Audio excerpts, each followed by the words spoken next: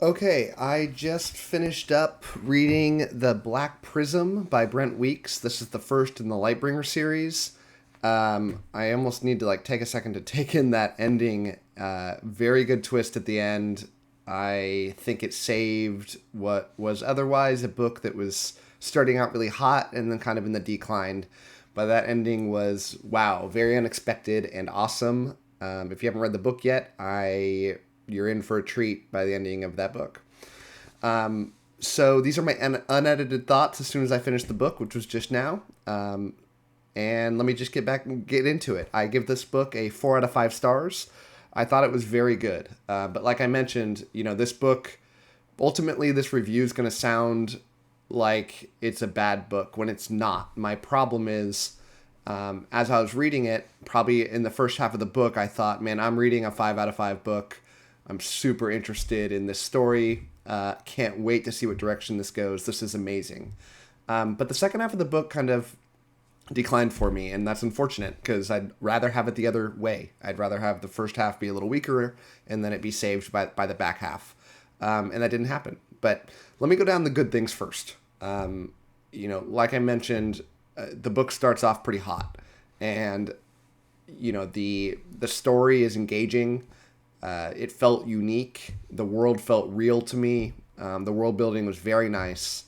Um, there's a few different point of view characters, but a couple really main characters, and one that is very clearly the central figure of this is a boy who's finding out about magic for the first time. And something I really appreciated about this story is compared to pretty much every other fantasy I've ever read was that this was a very unlikely hero. The Brent Weeks went out of his way to describe this character as being very low confidence, not attractive. He calls himself fat. And I'm used to heroes being that super attractive, the biggest, the fastest, the strongest. But that's not the case for this hero. He is, you can connect with him. You feel for the pain that he's going through and the struggle that he's going through. And it felt more real in that sense and unique. I'm sure there's other books that have this as a central hook, but off the top of my head, I can't really think of any. And I appreciated that. It felt fresh.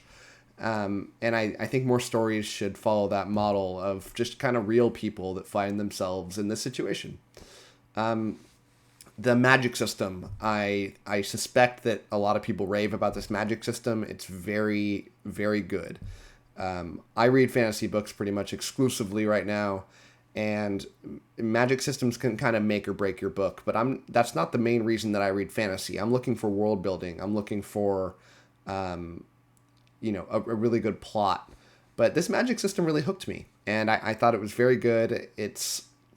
I don't want to ruin anything about it. I don't even really want to describe what it is because I think it's fun to kind of learn about it throughout the book. But it's got a really nice spin to it. You learn more throughout about it through the book, through the main character, and I can't say enough positive things about that. It's hard to make it. I'm sure it's very difficult to make a very engaging magic system, and Brent Weeks did a really good job here.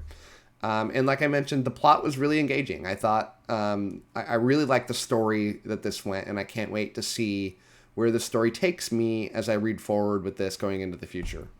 Unfortunately, I think while the writing was good, I think the structure of this book left a lot to be desired. And I kind of got the feeling for it right at the beginning where it starts out pretty fast.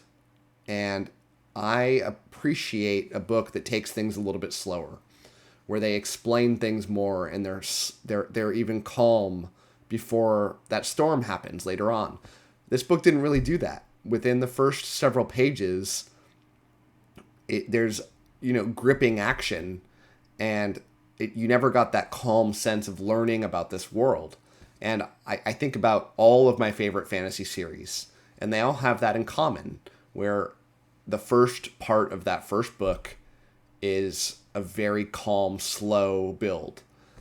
And it didn't have it here. Even a really complicated series, my favorite series, Malazan, starts off slow.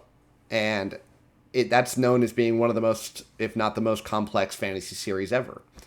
So, I wish badly that it fixed the pacing issues in this book a little bit more. The twists, like I mentioned, are really, really good. They're top tier. I think good twists feel earned. Good twists aren't there just for the sake of being twists. They dramatically change the story and kind of throw the story up on top of its head. I think about the main twist in Mistborn that you don't find out about until I think the third book, and it's shocking. It literally makes your jaw drop, and that's what I'm looking for a really beautiful twist. And this book had a couple of them. One happened right at the end, and it was makes you really want to get into that second book. And I like books that end on that nice twist. But the bigger one happens about a third of the way through the book. And it felt too early to kind of throw that in there. And it didn't feel like it needed to happen. It feels like that could have happened even in the next book. And I get why the author did it. A lot of the plot revolves around this twist. But it's not enough to the point where it couldn't have been saved for the next book. I love twists when you read them and you think to yourself, man, everything I've been reading up to this point had a different perspective that I wasn't able to appreciate. And it makes you almost want to go back and read that book again and with a different mindset. And in this one, you'd only have to read a couple hundred pages to be able to appreciate that. And it just made me think, for such a simple little structural issue that could have been fixed, it would have dramatically improved this story. Another thing that I didn't love about this book was the finale. Finales should be the highlight of the book, and this one it really wasn't. It tried to. It just fell flat for me. Don't want to explain what it is. Really don't want to ruin anything for you because I really think this is a good book that you should read. So I want you to go in kind of blind. That's how I go into books. I basically find out, what do people say about this book? What's the basic things that this book is about? And then I go in without learning anything. And I'd love you to do that for this book because it's worth it. But the ending just was, it felt dull to me, even though it was trying to be something really intense. And maybe it's because the rest of the book had a lot of that intense factor to it. So by the end, it just kind of didn't feel appropriate. I think if those other issues were solved, maybe that ending would have been a lot better. Maybe that action would have been, it felt more earned, but it wasn't in this case. 4 out of 5 stars. I've said a lot more bad than I should have for something this good, but I think the reason I did that was there's so much promise to this story.